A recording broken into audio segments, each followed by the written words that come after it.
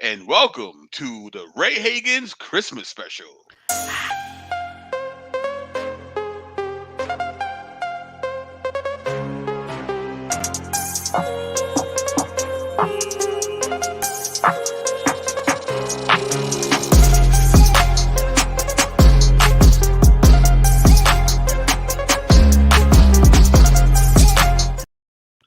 Yeah, what's going on, party people, in the place to be? I go by the name of the BK Apologist, transmitting all the way live. New York is the city, Brooklyn is the borough. What's good? What's popping? Hope everybody's having a good end of the week. Happy Eve to the eve of Christmas Eve to each and every one. And of course, we gotta say what's up to the party people in the chat. We got KJ. We got my main man Nick Quint in the building. DW Conley is in the building. Tyler Locke, Black Atheist is on the check-in. My man Romy Rome is in the house.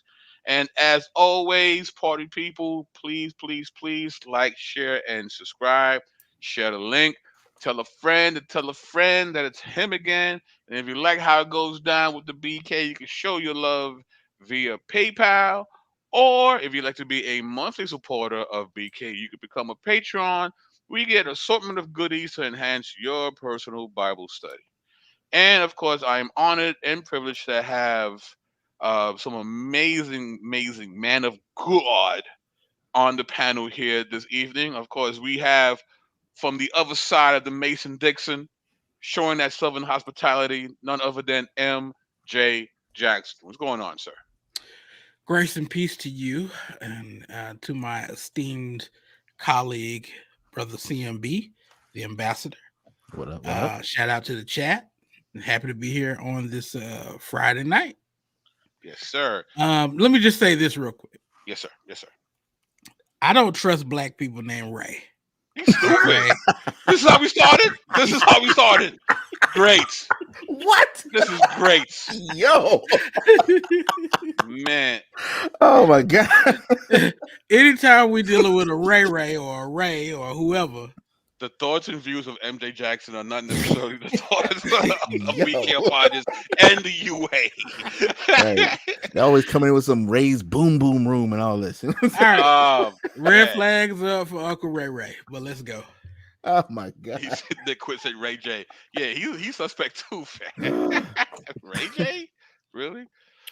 How about Ray Goodman and Brown? I mean, that's okay, Sugar right? Ray Leonard? You don't trust Sugar him? Ray Leonard, right? Yeah. Ray Mysterio, right? Yeah. That's right. 619, baby. Oh man. Orale.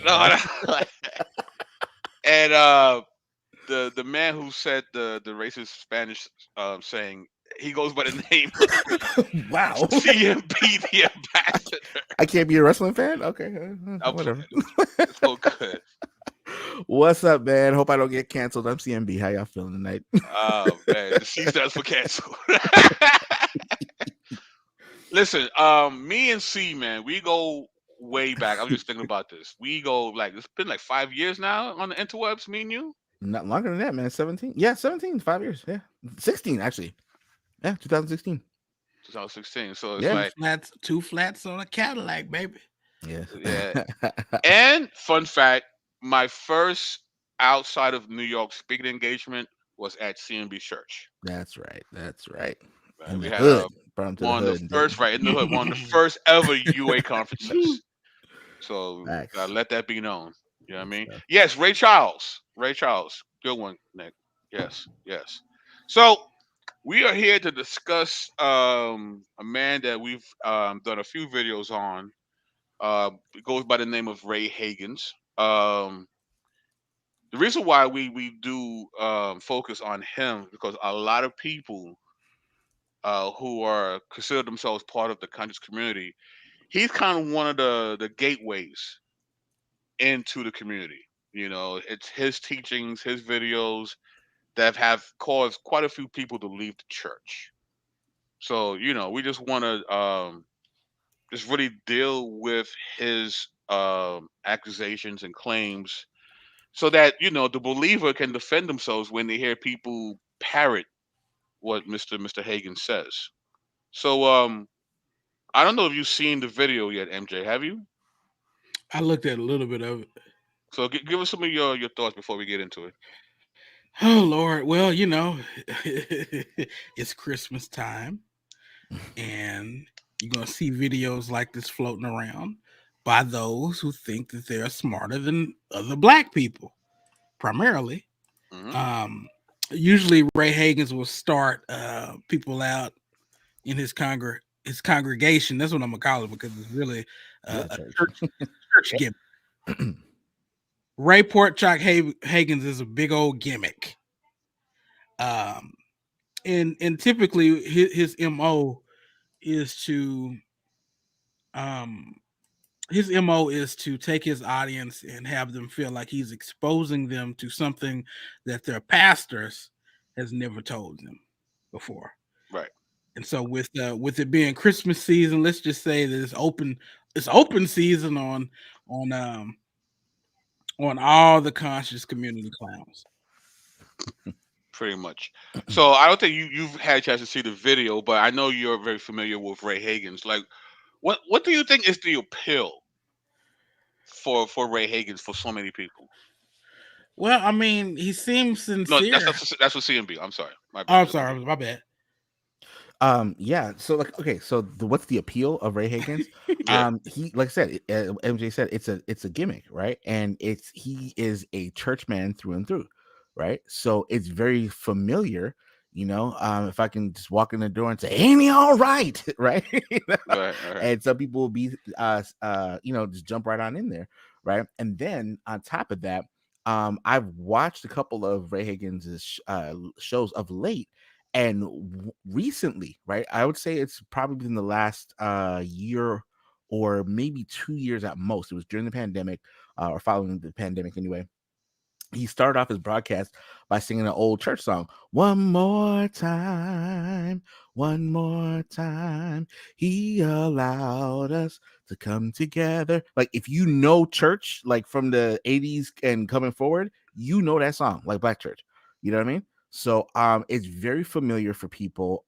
It is a way, and we talked about this off air, but it's a way for people who may not have been like truly converted, or people that were looking for a way out, but either through social pressure or whatever the case was, don't want to be that guy that doesn't go to church, don't want to be that lady that don't bring kids to Sunday school or whatever the Right. case is, and that's a good way out. And then it feels familiar. So you're in a church setting, they have a choir and all this other nonsense. Like, it's nuts, so Right. it's a church type setting. It's very familiar, but without all the the pesky guilt of having a conscience of living up to God's standard. You know what I mean? Right. So, No, that's a good take. Yeah, I mean that's exactly it. I mean he borrows heavily from the black church tradition to destroy the church, right? So, but with that being said, I'm gonna need Mr. Jackson if you can start at the 14-minute mark.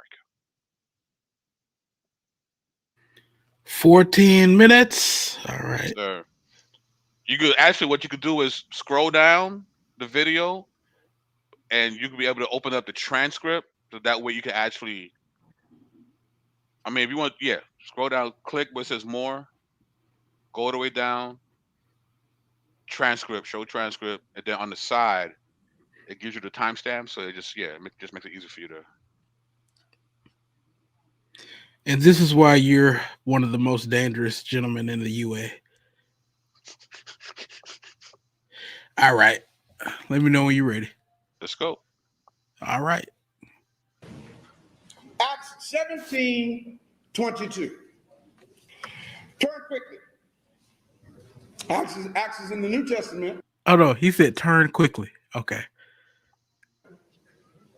Matthew, Mark, Luke, John, the book of Acts. Comes after John 17, chapter verse 22.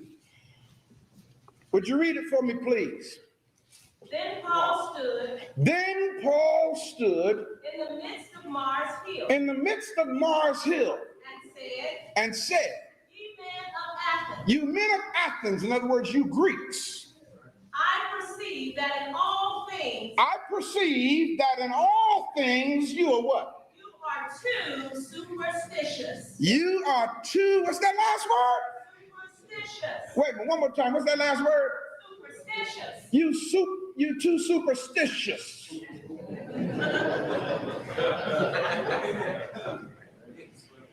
You men of Athens, what country is the city of Athens in?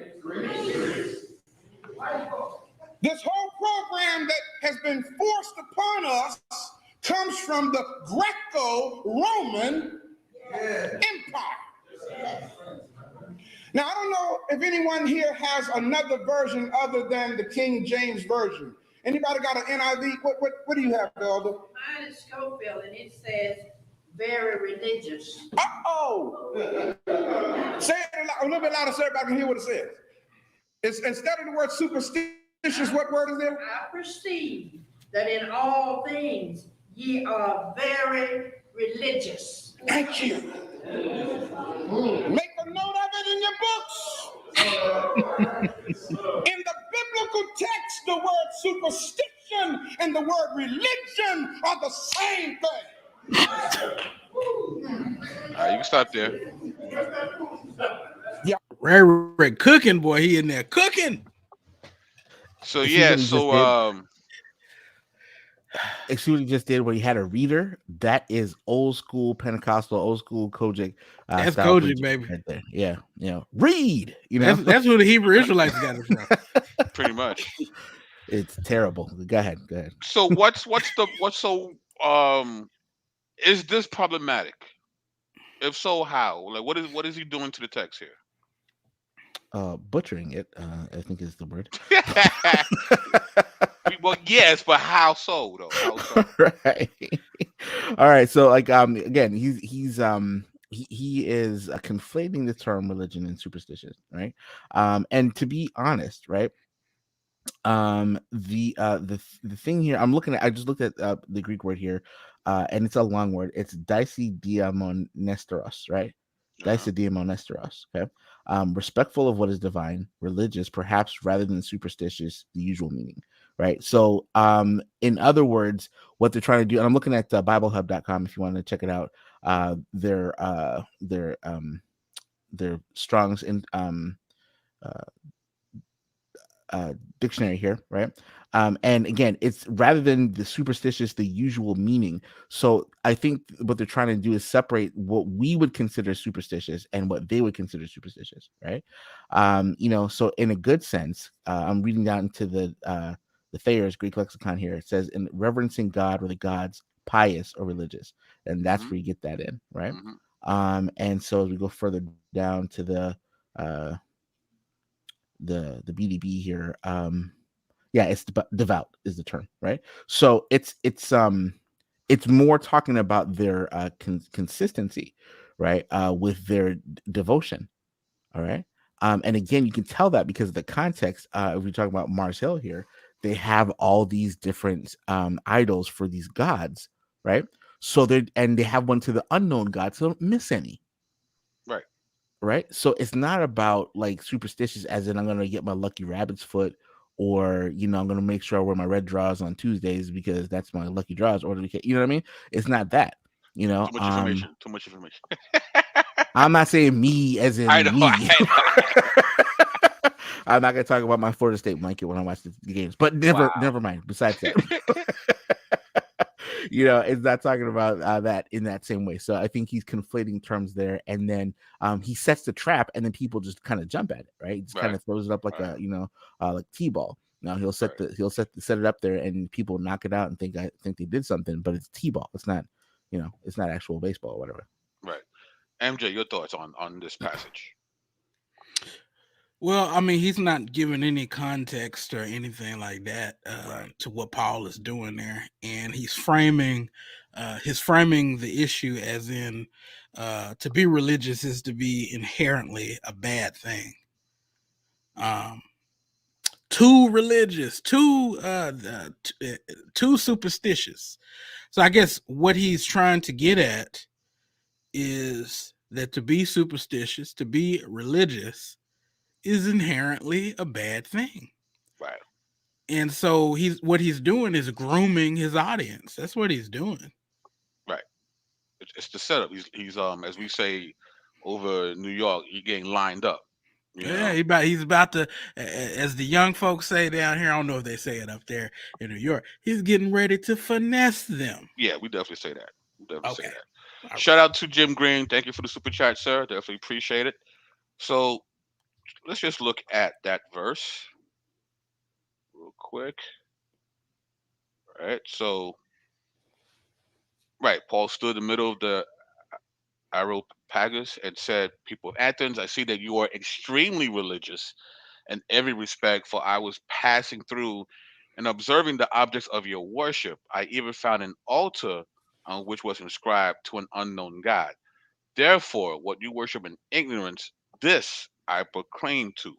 Now, he starts off the King James, and listen, I got no qualms to the King James. I know a lot of us, we grew up, grandma has it in her library.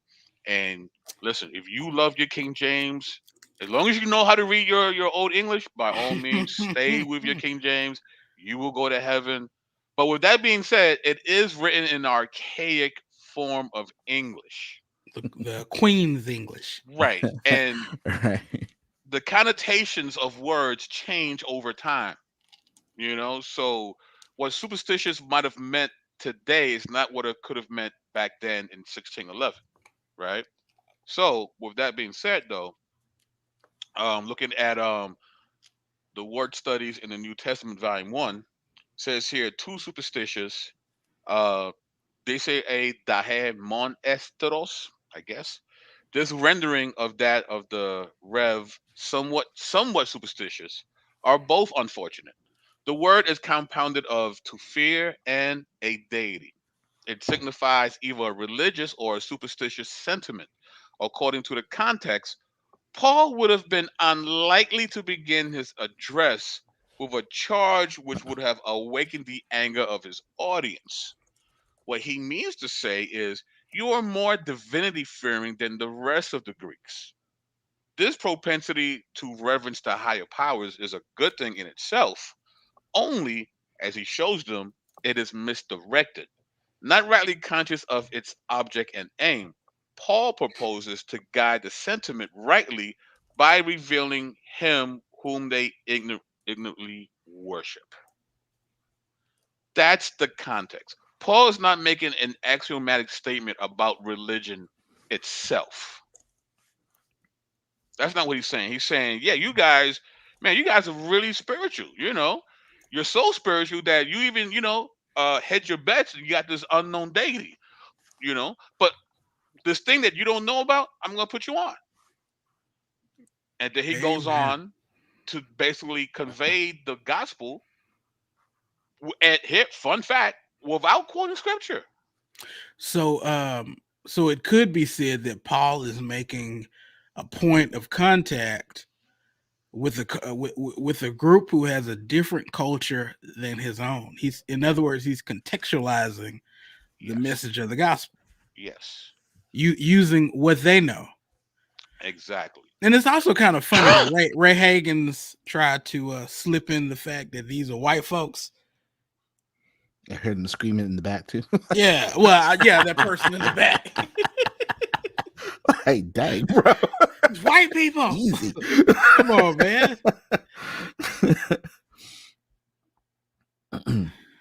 Oh, Lord. You there, BK?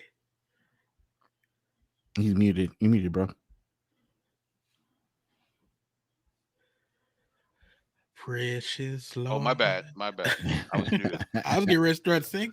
My bad.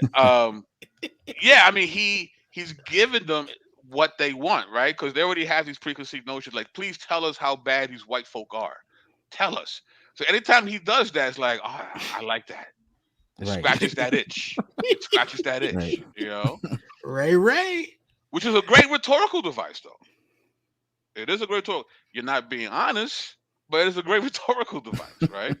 So, yeah, but that's what we were saying off air too. Like, you just kind of throw anything against the wall and be like, "Oh man, I knew it," and people just take it and run with it. And meanwhile, you literally laughing all the way to the bank with these guys. This man has literally said anything for decades, and people buy it hook, line, and sinker because it's against Christ. It's And ridiculous. how he says it, right? Again, Right. like you said, CMB, it's familiar. He sounds like your old Baptist preacher you grew up listening to.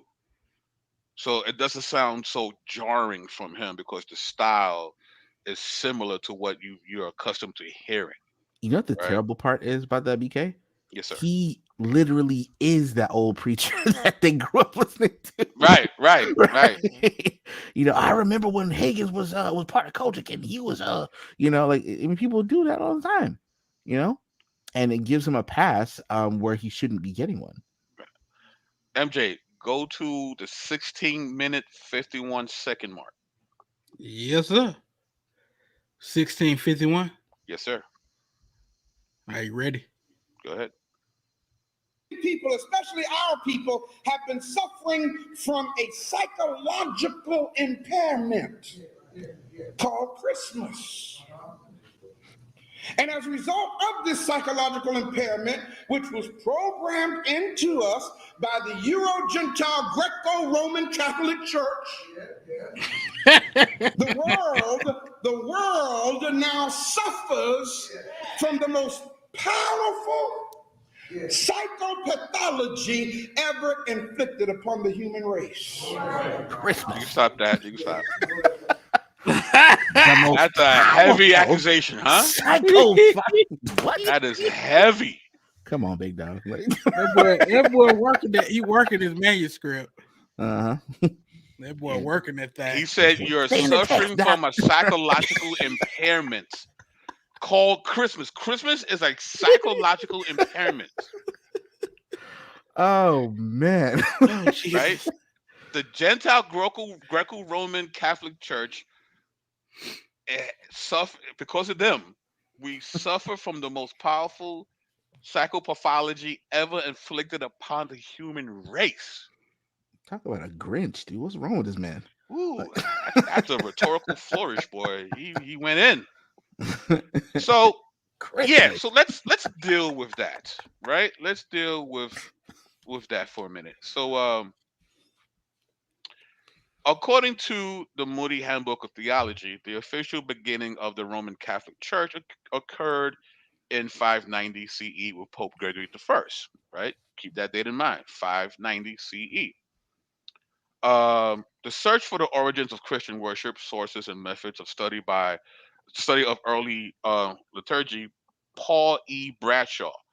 Augustine, in one of his sermons, alluded to the fact that the Donatists in North Africa, unlike the Catholics, had not adopted the celebration of the Feast of the Epiphany on January 6th, which seemed to imply they did celebrate the 25th of December.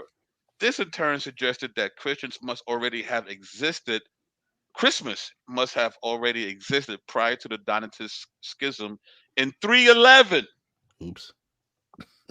and hence a date when it would have been unlikely that the Christians would have wanted any accommodation to less than friendly imperial religious sentiment.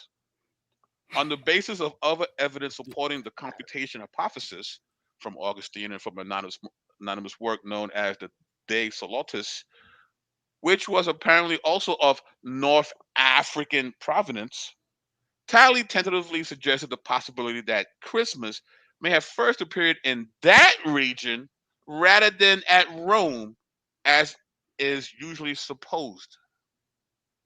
So December 25th was chosen by the churches in North Africa to celebrate the birth of Christ, way before the Greco-Roman Catholic Church. 311, before 311. And then here, Tertullian says around 2000, around 200 CE, Tertullian of Carthage Where's it? reported Where's that at, Alfredo? Where's Carthage? Africa. That's Okay, right. the motherland, right. Reported the calculation that the 14th of Nisan, the day of the crucifixion, according to the Gospel of John, in the year Jesus died, was equivalent to March 25th in the Roman solar calendar. March 25th, of course, 9 months before December 25th. It was later recognized as the Feast of the Annunciation, the commemoration of Jesus' conception. Thus, Jesus was believed to have been conceived and crucified on the same day of the year, exactly 9 months later. Jesus was born on December 25th. This is African Christians saying this, Hmm. not the Greco-Romans. In fact, when you look at our good friend Dr. Vince Bantu in his book, A Multitude of All Peoples, it says here, the Roman Empire, ruled at the time by the heretic Constantinus, was attempting to introduce heretical theology subordinating the Son to the Father. Therefore, in the mid 4th century, the African churches of Egypt and Ethiopia upheld the doctrine of Jesus' divinity, while the ruler of the Roman Empire was attempting unsuccessfully to impose the belief that Jesus was a created being. So not only were the African churches already celebrating the birth of Christ December 25th prior to any Greco-Roman church, it was the African churches that were defending Orthodox Christianity against the Roman church. So this idea that we were programmed by the Roman Empire, no, these guys were fighting against it. The African churches were fighting against this. So he's dead wrong Hmm. on multiple levels. It then started at the Roman Empire, and it was the African churches at this time that was fighting for sound doctrine. Your thoughts, gentlemen? Tell me you don't know church history without telling me you don't know church. Tell me you don't know African history without telling me you don't know African history. It's Yeah, I mean, but this is standard Ray Hagins shtick, though. I mean, like, this dude. I mean, like I said, he's made a killing. Made a lifestyle of kind of just teaching anything. Like, good capitalist. like really, he really and truly is. It's ridiculous, And again, it's not that you have to be some sort of right. It's not the Dr. Fox. Yeah, but I mean, it's one of those things that it's like he's been doing this for so long. And again, and shout out to Adam Coleman too, man. Because I mean, he confronted him face to face and he Right. ran like a track star, like we're not gonna forget that. You know what I'm saying? Like, I'm here to teach, brother. I ain't answering no questions. And a teacher, is not gonna answer questions. And it's one of those things that, again, and he's meeting like in a church type building as well too. So I mean, it's the same thing. This is and what MJ said earlier was it being a gimmick. It is truly a pro wrestling gimmick for this guy, right? Like, who knows what he's like in real life? I don't know, but like, this is ridiculous right now. He has no credibility right now. He probably telling somebody, man, I don't believe what I'm saying in that pool pit. All right, MJ, take us to the 21-minute, 35-second mark. 21:35, right on time. All right. May be considered as a psychopathological sign. Y'all ain't got no problem with what I'm saying, do you? I know you don't. Oh, Pastor, we don't believe that stuff anyway. Well, let me go a little deeper for you. Take us deeper, Doc. The belief in or claims of a little white virgin-born child wrapped in swaddling clothes. Check this out. Whose birth was so awesome that the stars in the sky changed their attitude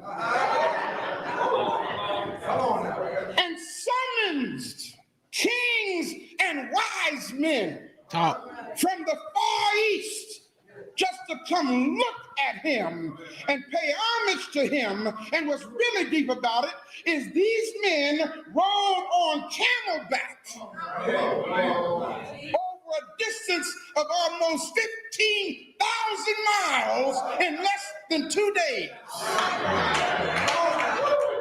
To believe such a thing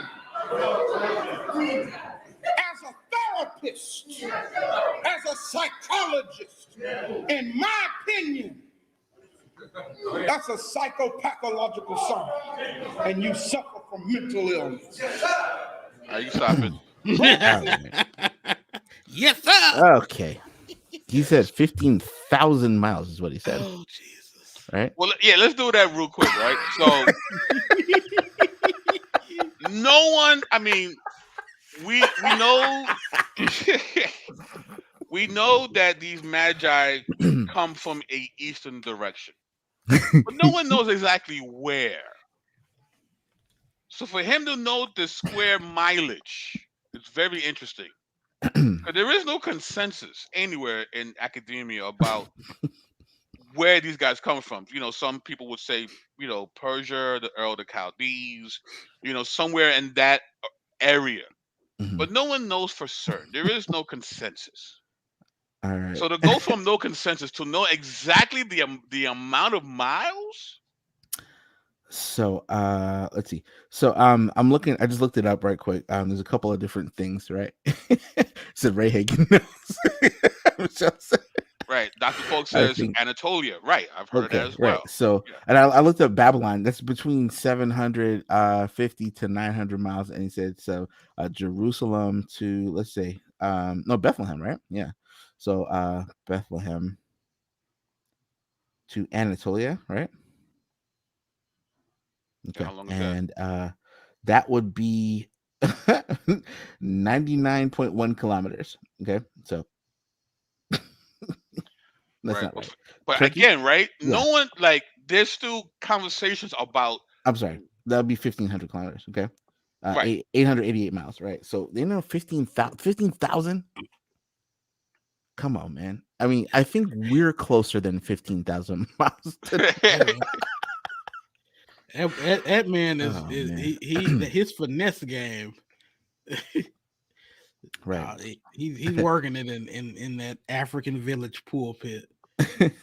So right, so that's that. So he's completely like, there is no academic consensus there. So I don't know where he's pulling that from. But anyway, so this mental disease, right? He gives us some details about what this mental disease is. This virgin birth and the stars changing their attitudes and everything, right?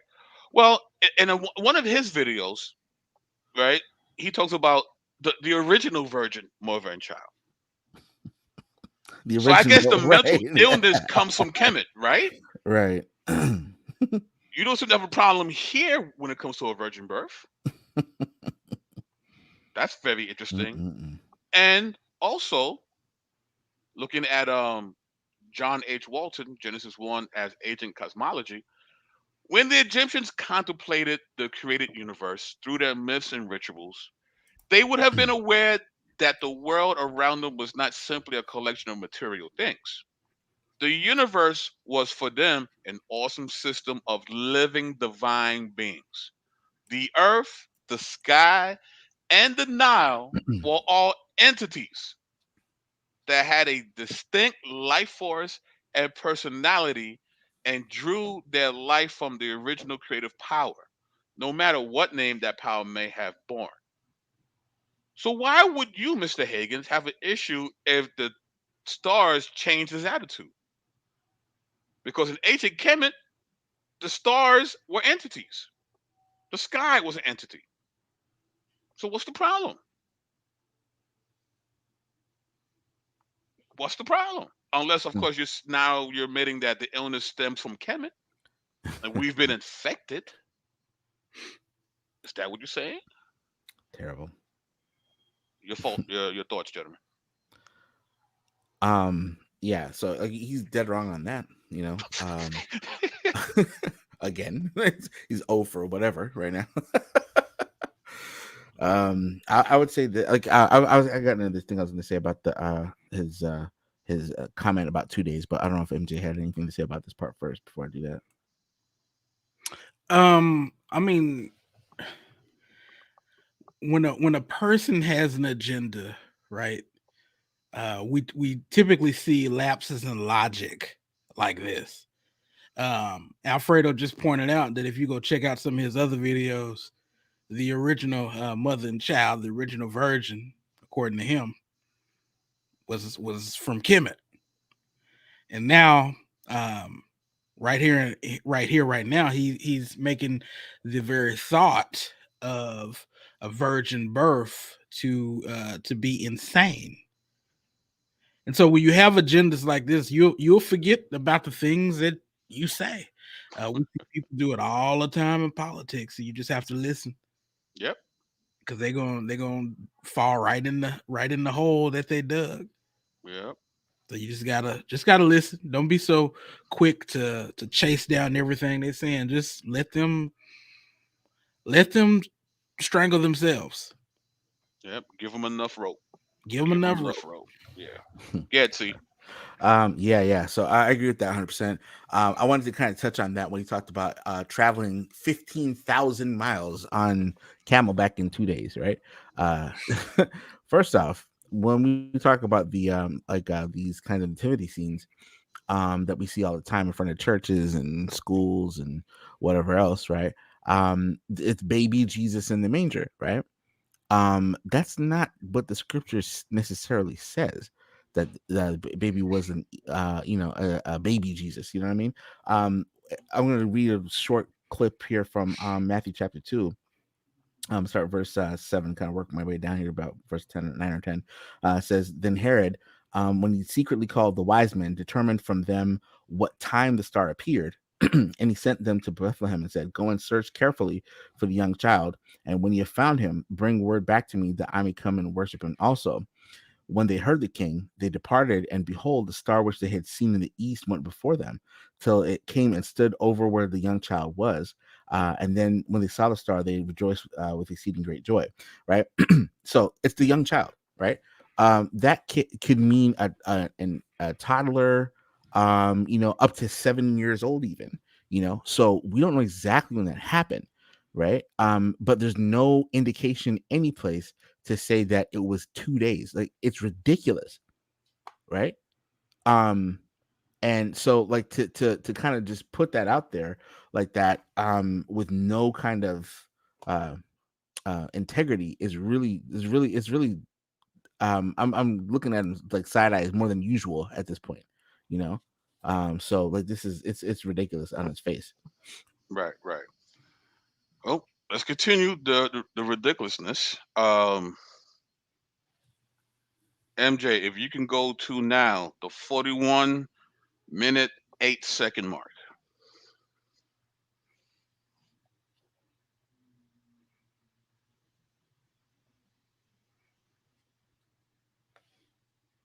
Go ahead. And made a U-turn. I'm sorry, you said 41. 41:08. Yeah. Y'all getting this thing? So the pagans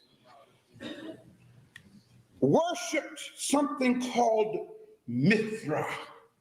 Write it down. Mithra. Mythra, which was the Persian sun god. Now, let me drop something on y'all, because Mythra dates back thousands of years before so-called Jesus Christ. The Persians taught that Mythra was born of a virgin on December 25th. Y'all hear me? The Persians taught that when Mythra was born, that his birth was witnessed by shepherds and magicians, or something called the Magi, or Magi. Mythra, long before Jesus, the Persians taught that he raised the dead, that he healed the sick, that he cast out demons. Mythra was taught that he ascended to heaven shortly after the vernal equinox, or what we know as Easter. But before doing this, he had a final supper with his 12 disciples. Of course, each disciple represents a sign of the zodiac. winter solstice, why did they give us Christmas? Again, to induce into the psychology of a people who are spiritual by nature, a belief system, a pagan practice that would make impotent those of us who are spiritual by nature. Stop it. So what people are calling Christmas is Yeah, Yeah, so there it is, guys. I mean, we're done, right? Christmas comes from Mithras. Happy birthday, Mythra. College stupid. So yeah, what do you say, guys? I mean, we're done, right? Pack up the bags. No more urban apologetics. We're done. shut it down, fam. He got us. And he So would yeah, I have got mean, away with it too if it wasn't for this meddling. I'm pretty sure. Oh man, I tell you.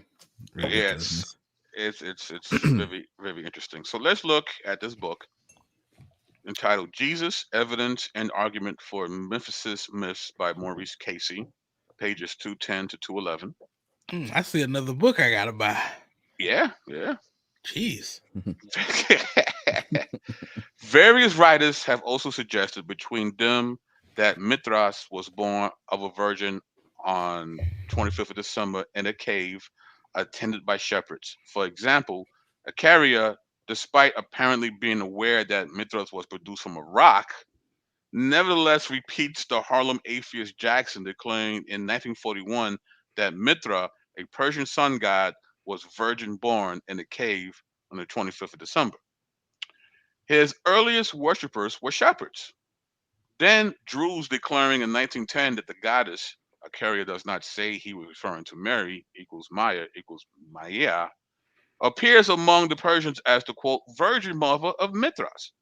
Then Barry C., 1955 or so, declaring that Mithras was supposed to have been born of a virgin, the birth being witnessed by only a few shepherds. Then Carpenter in 1921 announcing that the savior Mithra too was born of a virgin. And he adds that Mithra's prototype, the India Mithra, was born of a female Aditi, the mother of the gods, the inviolable or virgin dawn. Here, all the most important points are false. So there's a long line of pseudo scholarship here that this scholar is addressing. John Hennels, a genuinely expert modern scholar, described the story in 1971 as we may see it in Mithric iconography, in which it is clear, as literary sources confirm, that Mithra was produced from a rock. Mithra, wearing his Phrygian cap, issues forth from the rocky mass. As yet, only his bare torso is visible. In each hand, he raises aloft a lighted torch. And, as an unusual detail, red flames shoot out all around him from the Petra Genitrix. This is the Roman version. Now, the reason why that's important, and I don't know if Mr. Hagins knows, there's two separate cults, Mithra cults. There's the Roman cult and the Persian cult. The Roman cult is the one that says that he was born December 25th, not the Persian. Oh, and by the way, the only thing they really have a connection is the name. They're very different beliefs. So, this is the Roman version. The only source for the so called shepherds, it is not, however, clear that the representation of them intended them to be shepherds at all. And they assisted the birth, they did not witness it. IDT was not a virgin in any normal sense either. And it should be obvious that referring to dawn as the inviolable or virgin dawn does not turn anyone or anything into a woman, whether human or divine, who gives birth to a child without having sex beforehand. That's kind of how things work, right? You gotta have sex in order not to be a virgin. In Klaus, the Roman cult of Mithras, the guy in his mysteries, page 69 and in 81, there are no grounds for calling these two figures shepherds in the wake of the Christian nativity story. It's just not. And lastly, Mithraic scholar Roger Beck calls the idea that Mithra's birth was associated with December 25th, quote, the hoariest of facts, but it keeps getting repeated despite it having no foundation. Oops. So, yeah. Dr. Folk says here, yeah, every god is claimed to be born of a virgin until you find out they were born of a mommy and daddy gods, having mommy and daddy time, birds and bees for the gods. It's facts. It's true. It's Right. true. I mean, even Plutarch, right, in his rendition of Iris and Osiris, they were getting it on in their own. They were, first of all, they were brother and sister. They were having sex within their mother's womb, Right. according to Plutarch's rendition of it, right? So yeah, yeah, not so much Jesus and Mithras, huh? Mm-mm. Nice try. Not so much. So your thoughts? Yeah, this I was just still irritated about the 15,000 miles. You still on the 15,000? Too tight about that. So like there's something called the antipodal distance, right? It occurs between 2 points that are directly opposite each other on the globe. So for example, like there's one in Argentina and then one in China, right? Or one in Spain and one in New Zealand, and they're 12,429 miles apart, give or take. Mm. Right, so you still ain't getting 15,000. I don't know what this dude talking about, man. This guy he's just saying like literally anything in 2 days. In 2 days. Right. On 2 camels. days. Yeah. With no kind of integrity to even say, hey, this is where I'm getting this information from. Here's where you can look it up, yada yada yada. And he does that sometimes, even though he either misquotes the sources most times or kind of says that's what they're, he's kind of misinterpreting it, whatever the case is. But this is standard fare. You know what I mean? He'll just literally say anything, and but it sounds good up. though. I mean, yeah. he's such a showman. Oh, the delivery is fire though. Yeah. Right, the delivery is amazing. And again, if you already are predisposed in wanting to not believe in Jesus, and you hear someone like a Ray Hagins with this great rhetorical delivery, again, it scratches that itch. It scratches the itch. So, but yeah, guys, I mean that's basically what I wanted to share. And so what are your final thoughts before we get out of here? Let's start with MJ. Never trust a preacher named Ray. That's how we're gonna end it. That's how we're gonna end it. Grand opening, grand closing. Right, the bookend, the perfect bookend. Right, perfect bookend. Very nice.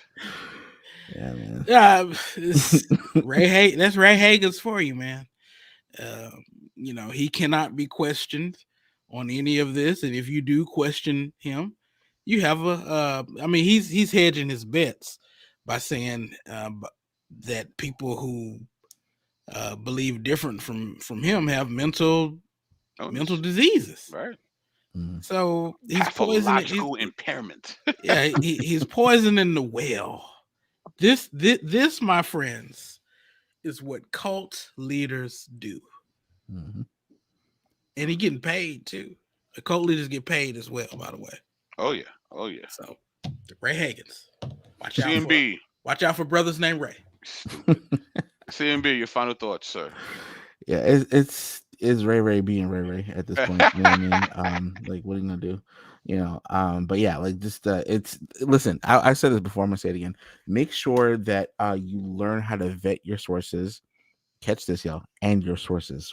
Okay, go back as far as it takes.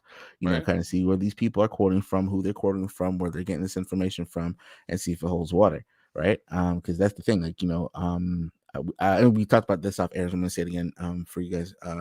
But Ray Hagins tells his testimony about how he walked into a random bookstore, right? And what drew him out of the church was he was having some issues, with some doubts, whatever the case was. Walks into a random bookstore, finds a random book, don't even know where it's at, and he just bought everything that was in the book happened to be an occult bookstore, an anti-Christian book, whatever the case was, and he just took it there, right? And he's been kind of running ever since, so to speak. You know, if I was in church lingo. And the thing of it is, like, just because something is new to you doesn't mean that it's true to you. All right. You have to be able to learn how to vet what you're reading, especially if it contradicts what you think you know, right? And like I said, any truth claim should be falsifiable, so you should be able to look at some information and see what's going on with it. But you know, this is what's happening. This man is just saying anything, you know, saying that he, you know, 15,000 miles away, you know, these people traveled in 2 days. Like, where is he getting this information from? No place. He's just making it up as he goes along. And the people in the crowd, because the delivery, he has a position of authority. He calls himself a pastor, even, you know, in this village, whatever the case, African village, whatever the case is.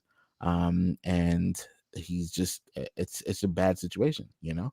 So just y'all just don't get led for no reason by the nose. You know, that somebody would say anything and take you away from truth. You know, fight for it. You know, like do the hard work. You know, go dig in. You know, struggle with some things, find some stuff, find some information, and fact check it. And you'll be surprised. That's why we're all Christians here. You know. Yep. We've done our research. You know, we've looked at a lot of these claims that these people are making, and they don't hold water. And we find that the Lord Jesus is true.